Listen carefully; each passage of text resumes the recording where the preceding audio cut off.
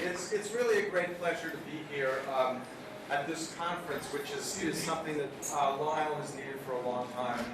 I just want to thank Brookhaven National Lab and the organizers for putting this together. I am thrilled to be here and thrilled to be talking about moths. As a Mac person, I just lost all my notes, so this talk could be a little rough here. Because in a Mac, you can see your notes, and you don't get to see them up there, but here, All right. Last minute plea. Anybody know how to do it? You can't do it on Microsoft, you have to do it on Mac. Yeah. Okay. Reason number 472. Okay, so there's an ulterior motive for this talk today. I am hoping that by the end of this talk that several of you will have become enthusiastic about moths as I have, and will wander around in the dark with a digital camera and perhaps a killing jar, and just to help me document Long Island's moth fauna, which has really not been looked at in about 50 years in any serious way. And yeah, so we'll talk about that. So my hidden agenda is to make you into entomologists, moth people, and in specific, we call ourselves mothers. And as my friend Marie Wynn likes to say, mothers rhymes with authors. I thought I'd start by talking about how I got into moths. And when I was in grad school in the mid-'80s, I came home to visit my parents one summer, and I was on the phone with Guy Tudor for I don't know what reason, and he told me, you know, there's a bunch of us. Charlie Covell's field guide just came out to the moths. The Peterson field guide to the moths just came out. And there's a bunch of us who are going out to Jamaica Bay at night to look at moths. We've been finding all these incredible things. The New York Butterfly Club, has this big membership now, and we're going out there. Would you like to come? I was like, that sounds sufficiently weird. Of course I want to come. So I trundled, and even though by my current standards we saw a paltry number of species that night, I think I still have the notes. I think it was something like 14 species of moths. But I was amazed at the color and the form and the diversity of life that had been hidden by darkness and that was waiting to be discovered. And so those of you who get persuaded by natural history to become fanatical, all those juices were flowing and all those emotions. I spent about 3 years, every time I returned home to Long Island from Michigan, I would look at moths. But I was moving on, I was going on to postdocs and jobs, and I didn't want to collect moths, and there was very little material. Charlie Covell's book had big gaps in it. So I put it away. Fast forward to 2002 and the birth of my son, and my wife and I entered the digital age, and we bought a digital camera. And one night, 2 cossid moths showed up on my screen on my deck in Sag Harbor. And I tried to figure out what they were, and I couldn't figure it out. And a friend of mine said, you have a digital camera, why didn't you photo them? This light bulb went on. And so in September of 2002, I started photographing moths. And by November, I'd already cataloged something like 200 species on my screen door. And at that point, it's interesting because there were only about 6 of us photographing moths with digital cameras in the country. But now, there are literally thousands of people, and entomology as a whole has had a renaissance because of the digital camera. So that's how I got into moths. And very soon thereafter, I started doing work for Nature Conservancy, and I had to collect, and now I do a lot of collection work as well. So, how many moths do you think there are on Long Island? Some of you will know, but some of you might not. Well, why don't you try to put a number in your head? How many moth species on Long Island? Just think of a number. It's not known, so I can't answer it. There is no comprehensive list. I am working on one, and it's a really slow project. I've been working on it since 2009 or so, and I thought I was going to have it published by 2013, and it's still looking slow. I'm going through the Smithsonian systematically. I go every Monday to the Smithsonian afternoon. Every Monday afternoon to the Smithsonian for 4 hours and look for moths from Long Island, New York City. Forbes in 28 documented about 900 species for Long Island, New York City. In a year on eastern Long Island, I'll see 850 species in a pretty good year. Maybe there's been a year where I've seen 1,000. My deck has recorded over 1,100 species in Sag Harbor. And my guess is that the number is going to come in at 1,700 or above, maybe even 2,000. Lepidoptera when you include butterflies, about which I know nothing. I just want to get that out there. There are some really good butterfly people here, so any questions about them will be deflected. The next thing, moth watching is not bird watching. And I say this as important because there are a lot of bird watchers who have now seen 350, 380 species in New York State, and getting new species is kind of difficult. So they're starting to look at things like dragonflies and bees and moths. And I just want to get that out there. Why is it? There are too many to remember, okay? I have heard that humans can, and I tried to find documentation of this, 700 to 1,000 names simultaneously. And moths challenge that limit. There's another recent study, there's a famous number of about 150 people you can really be Facebook friends with, at any one time. Second, moths are really hard to ID. If you were bird people, imagine that you have many, many groups that are like pin-neck flycatchers. The pin-neck flycatchers, in fact, are somewhat easy compared to a lot of moths. And here's an example. This was posted on Facebook the other day. The guy said, "What are these?" So I wrote back, here's the names for them. You might have thought they were all one, but I can see at least 3 species there. You can see I've color-coded the names. So that's one of the issues, that there is a lot of subtle species distinction. And then you have things like this, where you have things that basically are shaped alike, but they all are different colors. And how many species there? Well, the answer is 1, right? This is a single thing. So it's chaos out there in the moth. This is Zali lunata. And the big issue is, and it doesn't seem as, those people who identify gull plumages and things like that, and immature hawks, run into this regularly.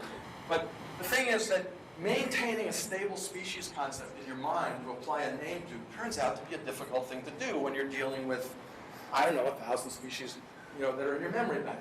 And so they change over time.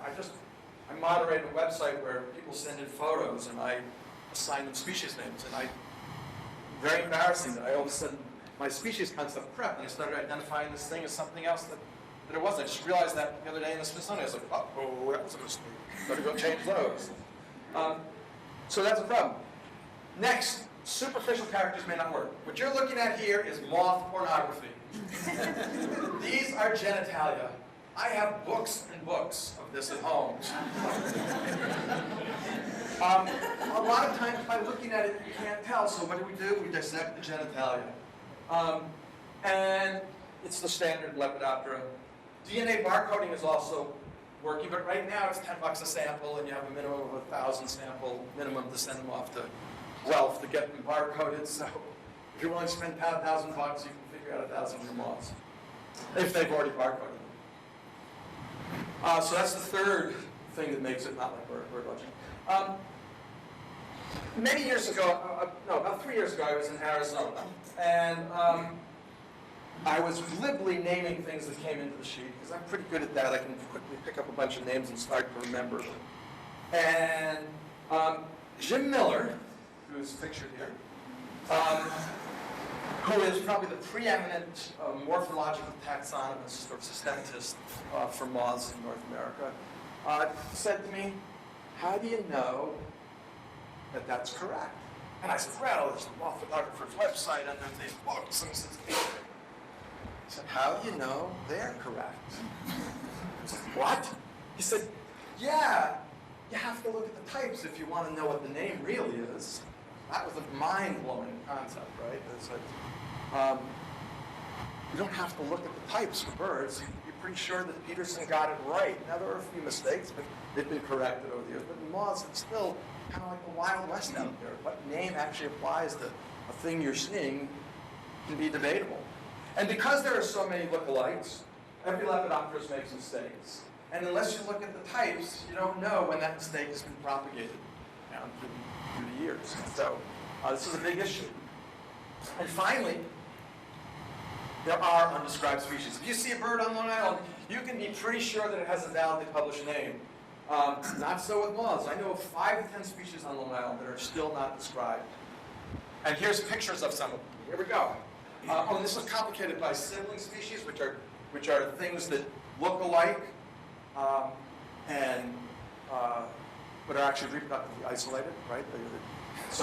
And that seems to be a pretty common pattern in Lepidoptera because of host races, populations that specialize on a particular host plant, and the adults will still look alike, but they'll be slowly drifting apart. They'll become reproductively isolated. But here are some undescribed species. Here's a Dolichomia species that's common in the pine barrens here, and it's found all the way to North Carolina in the Smokies. Here is an idia, which is very common in July around here. It looks like Idia emula. That's what we would call it. Most people would call it that, but it's actually its own species. Here is a Nepidea that people on Long Island call Canisaria, but it's actually not Canisaria. It's its own species that is waiting to be described. Here is a Metaranthus, which everybody just always ignored. It's a pretty snappy little knot. The underside is even prettier. It occurs in wetlands from about the Delmarva Peninsula to Nova Scotia. It's known, I think, as Metaranthus new species number 3. Here's Carapeta pineata, which is what most people would call it, but it's actually it's associated with pitch pines on the coast, and it seems to be different than the pineata that's inland and it's awaiting description. At this point, I am making a plea for collections. Collections have fallen out of favor on a lot of people.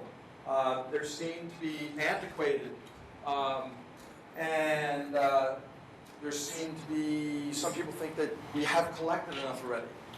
Personally, I think nothing could be further from the truth about that. The difficulties associated with identification require that anybody who does faunal work should, at least for the difficult species, deposit voucher specimens. There's all sorts of environmental work that can be done on specimens. DNA can be retrieved from specimens, so you can look at evolution over time. And we're getting better and better at taking older and older specimens and retrieving DNA from them. So there's all sorts of specimens can be looked at for environmental pollutants. You can actually use specimens to trace when an environmental pollutant showed up in a place. So they provide all sorts of, not just for faunal surface, but all sorts of other ecological information to people. My personal goal would be to see that every state has a Lepidoptera collection and a full-time curator. And I've just heard in the last year that both the curatorships at both the Carnegie and at the Field Museum are under consideration for being axed because of budgetary constraints, or at least being lumped, which is happening all over. And it's making scientific work in Lepidoptera much more difficult. Identification resources. There are tons of good books being published now, and we're really living in a good time. In terms of field guides, Charlie Covell's Field Guide to the Moth still, to me, is the gold standard, even despite its mistakes, despite its gaps. It did kind of the best job. If you live in the Northeast, especially New England, Le Guide des Papillons du Québec is very good. It's in French, which is fun because you get to learn French. And I now know what Sablon d'Oeuf means. But the one thing I want to show you today is this really nice website called the Moth Photographers Group.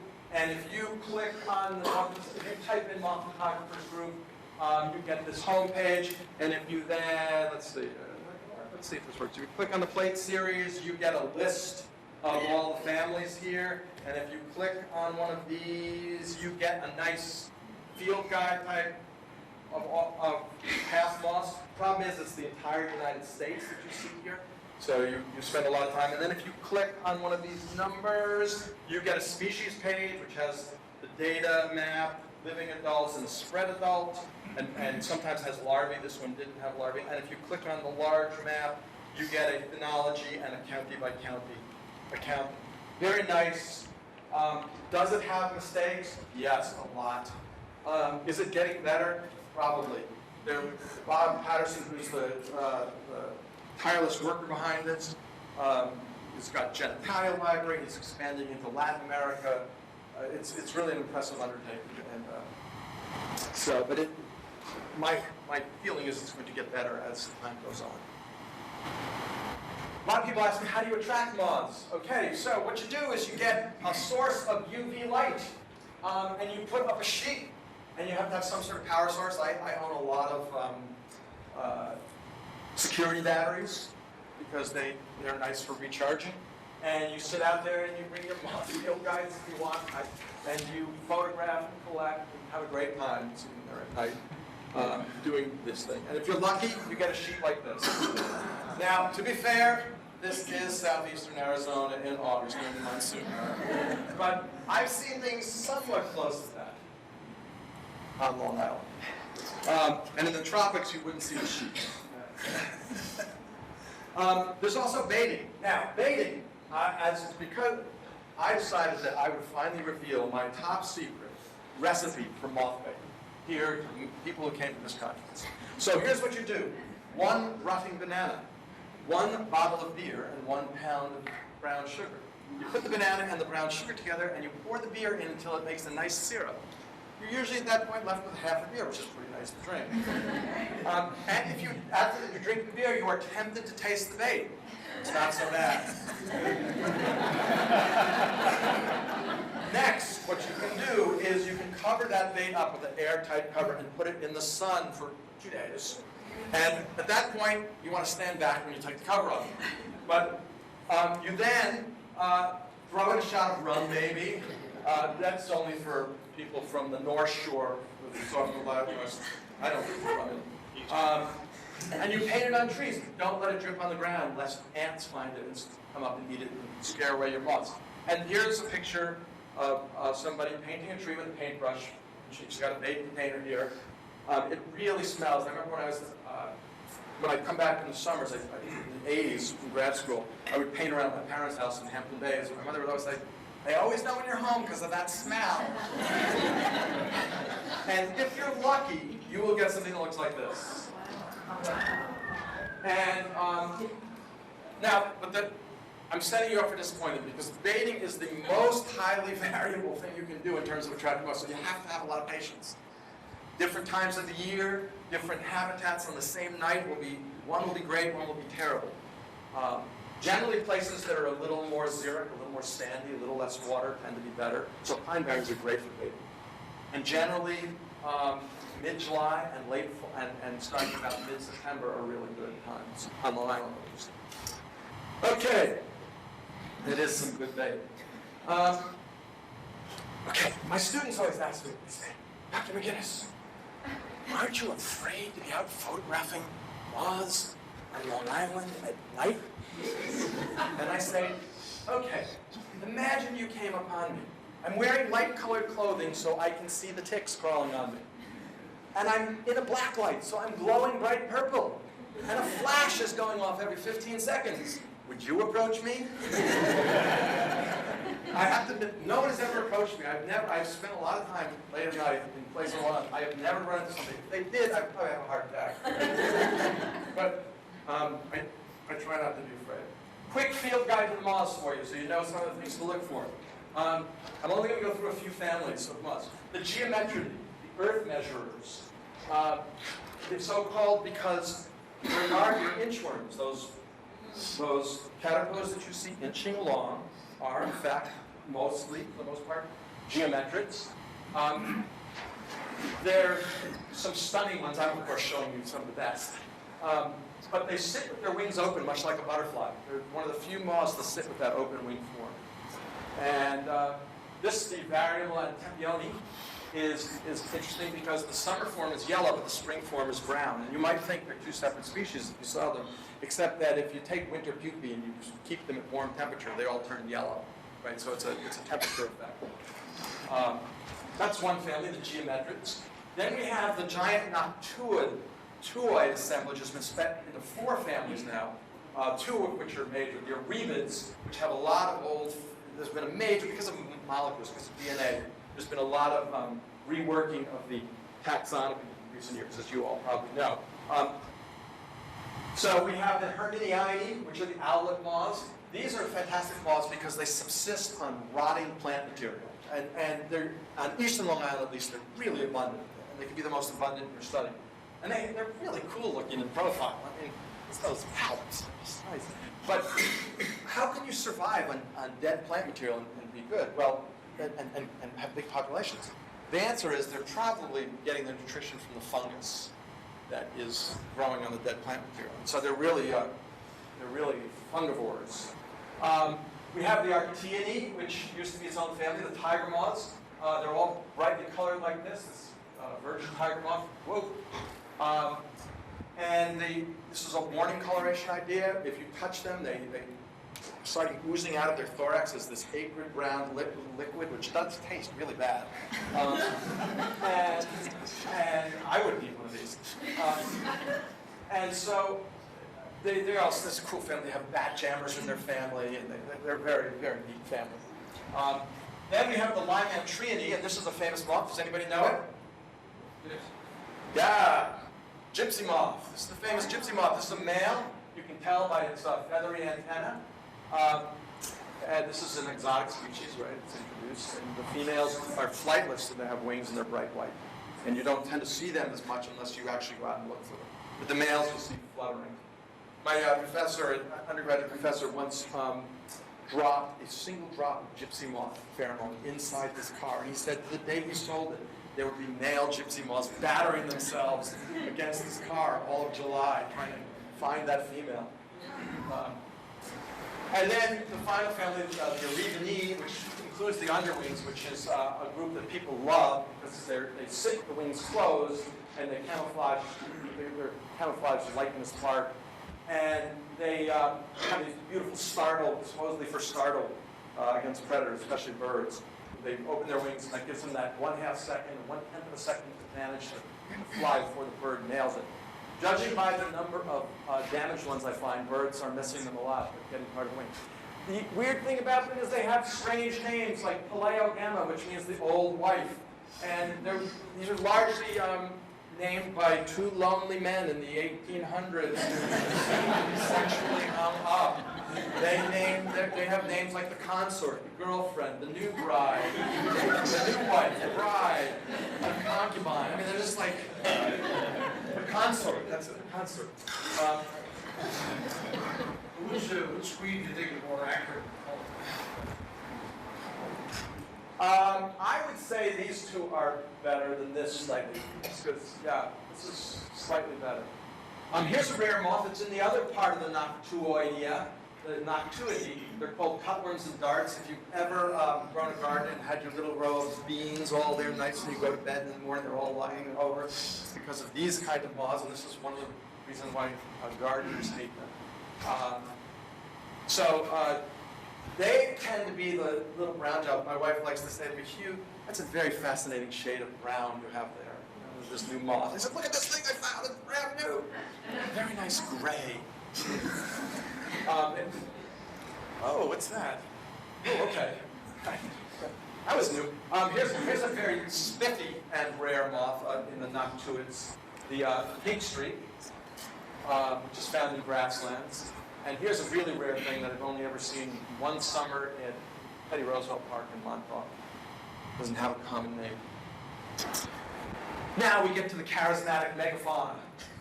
Okay, the sphinx moths, kind of like the F-wing fighters. They're highly mobile. They feed on the wing. They have these long tongues that stick into tubular flowers, gathering nectar, and they inadvertently pick up pollen. This is the Akamon Sphinx, and here is the Huckleberry Sphinx, and in Northwest Harbor. Here's the small-eyed Sphinx, which is actually still pretty common in many parts of the island. And the previous one, the Huckleberry, is still pretty common in places like Connequot River, any place where there's, Edgewood Preserve. Then we have the ones that everybody first wants to see when they first start mothing, the giant silk moths. Saturniidae, Isle moth, my favorite, lemon and raspberry sherbet moth, the rosy maple moth, Polyphemus, which is still regular on Long Island. How can you argue with that? Still fairly common on Shelter Island and Montauk, and uncommon but regular throughout the whole island. And finally, the royal walnut moth, which was thought to be gone from Long Island until I found it in 2004 out in Montauk, and it's also on Shelter Island still. And seems to be expanding back onto the mainland. So, and that thing's about this big across. So, and its larva is called the hickory horned devil. And it's really formidable. You saw one once? The larvae, Yeah, where'd you see it? Bedford by a funeral. Oh, God. There are corners on it. How long ago? Years ago. Oh. It's a bunch of them. Did you take a picture? Yeah. If you ever find it, I would love the information. I can, oh, there's a horse block road, so funeral. That's great. Tree. That's great. The larvae. Yeah, that's fantastic. Are they associated with walnuts or not? We don't know what they're associated with out on the East End. They have, over their entire range, they have huge hosts in that range. But what they're eating, I don't really know. There's one suggestion that they're eating some sumacs in some places. There's also some really great small moths. Moths are historically divided into the macro, the large ones I've just shown you, and the small ones, the micro moths. This is the tortricid, or the leaf roller family of the tortrix moths. There's some really beautiful ones that you can find. And then the other big group of small moths is the pyraloids, which are two families of snout moths, and a fantastic genus called Kramis. They sit on grass and they just blend in. That looks like it wouldn't be camouflage, but you cannot see them when they're sitting on a stalk of grass. And this is fantastic moth. It's found on Long Island wherever prickly pear still grows. It's an obligate prickly pear. It's very common in Napier, for example, which is where this photo's from. So I just wanted to talk to you a second. Here's a phylogeny, an evolutionary tree of moths. The width of the black band shows you the approximate number of species in the family. The red shows you the macro moths here. And as you can see from this, the red is a nice monophyletic group. Macro moths are a valid taxonomic category. But the micro moths are everything in green. And there's such an amazing diversity of form, of size. Several of the micro moths are really big. Here is a moth which is about 2 inches long, the cosset. This thing makes its living by eating dead wood. It takes 2 years to develop. And these adults fly around. They're still fairly common on Long Island. This one is on Pseudoacacia ravinia. What's that plant called? Black locust, thanks. I'm a terrible botanist. Only know things whether birds nest in them or insects eat them. So micro moths have this incredible diversity of feeding strategies. It's clearly a paraphyletic group. It is. It's not really a very good category.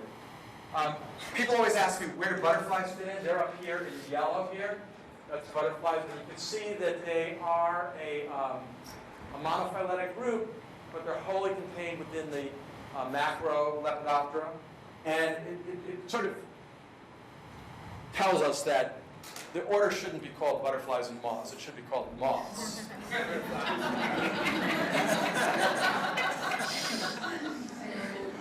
They're a highly derived day-flying moth, if you want to, anybody ask. Ecology of moths. Okay, ecology of moths.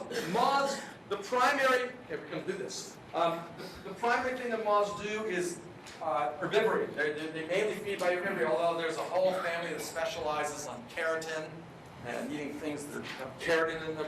Clothes moths, for example, which we'll come back to. And so you can thank moths for the fact that vegetation isn't as abundant as it could be. and I say this, somewhat in jest, but they are a very important, second link in the food chain. They are the primary consumers. And one of the primary effects of that is this. Why do birds migrate, right? And, well, every spring after the flush of leaves, there is this incredible flush of protein-rich, calorie-laden, vitamin-succulent larvae. And these neotropical birds, why in evolutionary time do they leave the nice neotropics and decide to come north? Well, caterpillars had a lot to do with it. And so there, as my friend Dave Wagner says, moths are the hamburger of terrestrial ecosystems. And if you, by the way, I'm not going to talk much about larvae today, but if you ever get a chance to see Dave speak on larvae, don't miss it. It's just fantastic. He's done amazing work, and he's put out these amazing field guides on caterpillars, which you should just have because they're fun to look at. Moths are also pollinated. Here's a pretty rare moth, unless you know to go look at goldenrod in sand dunes in September, and then you'll find it on Long Island. Fairly uncommon collections. Moths are also, for us, good indicator species. If you find Burgess's apamia in a place, you can, in numbers, you can be pretty sure you have a pretty healthy grassland on your hand. If you find the innocent angle, Speranza exonerata, which was not described until 2008, by the way, if you find that, you can be pretty sure you have a good patch of Quercus scrubbo, my favorite tree, which most people find horrifying. It's a great Lepidoptera tree. There's about 25 species of rare Lepidoptera that use that as host plant, including buck moth. He said, "You're going to talk about buck moth?" I said, "No, not buck moth."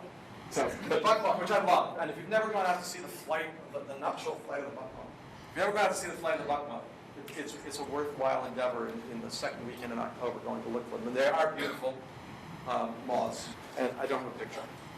But they are Saturniid, small one, day flying, so that's nice. You don't have to go look at night.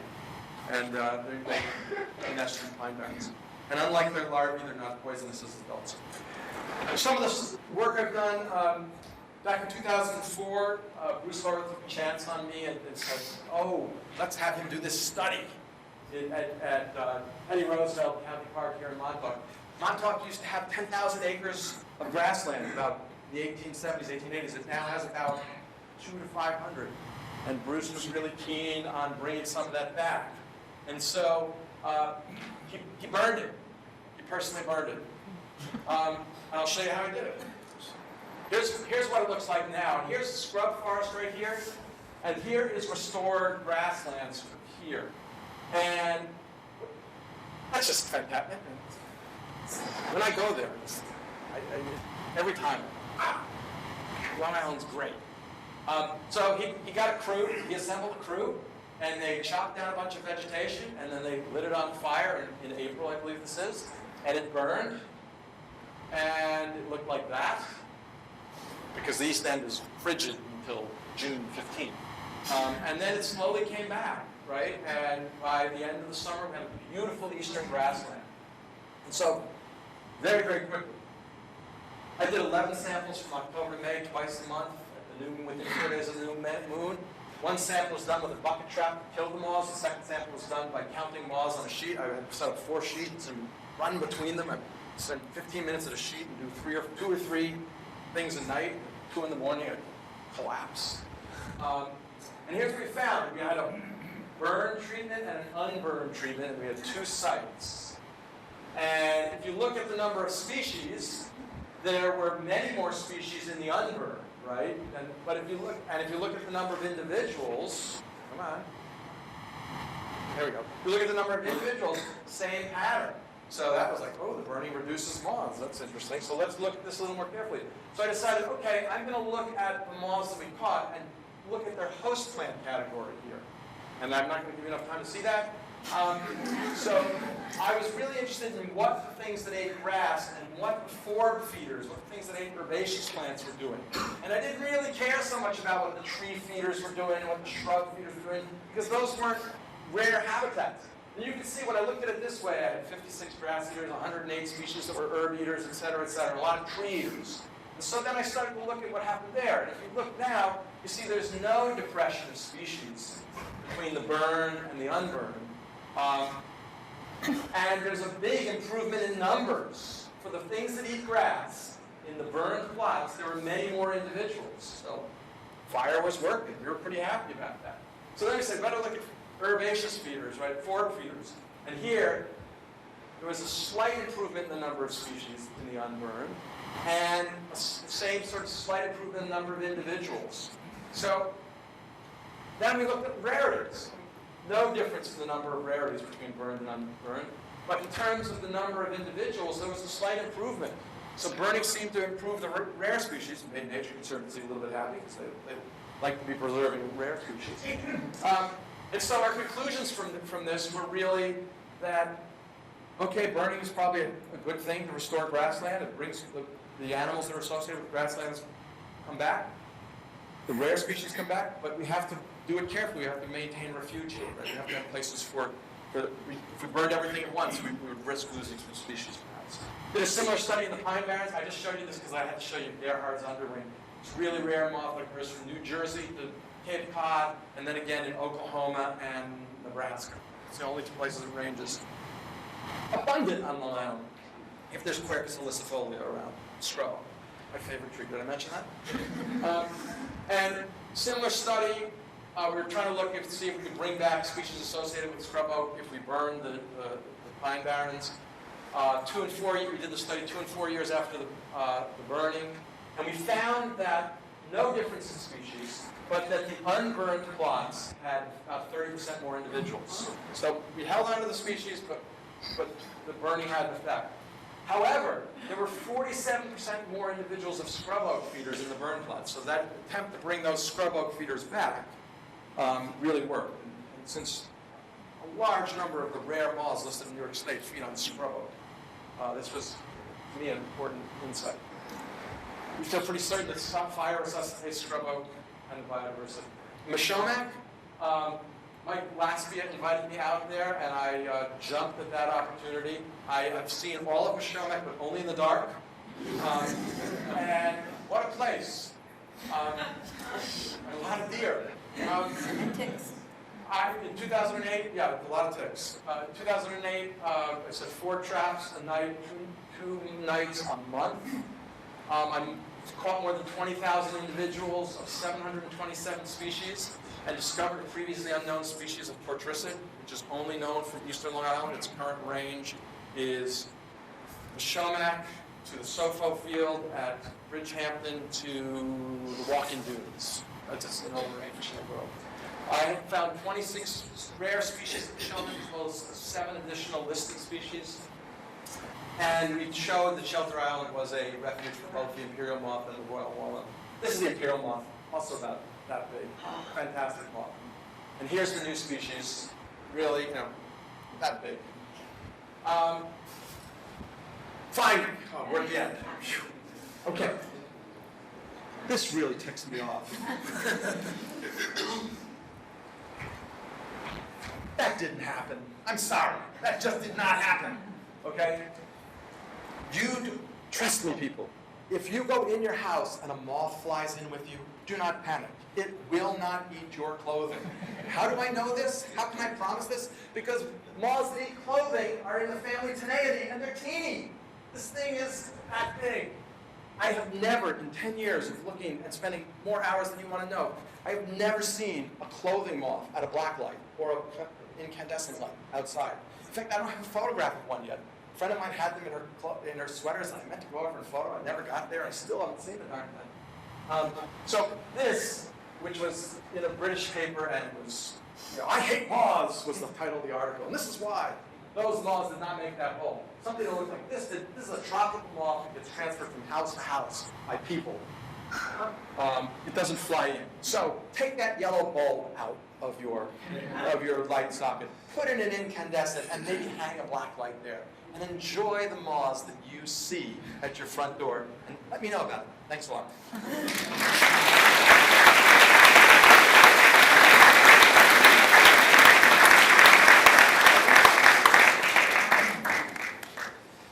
You have time maybe for one question? That's good. Yes. What are the field marks you look at? So, the first thing you do, just like with birds, one of the things you do is you try to figure out what family is in first. Moths will fool you a large percentage of the time. And then you start to look, each family of moths has particular types of patterns you look at. And really what you do is you spend inordinate amounts of time looking at your photograph and looking at the computer screen and going through the moth photographers group, scrolling through until you see something, and then after 30 minutes you convince yourself you're wrong and you do it again. But no, that's really fun for me.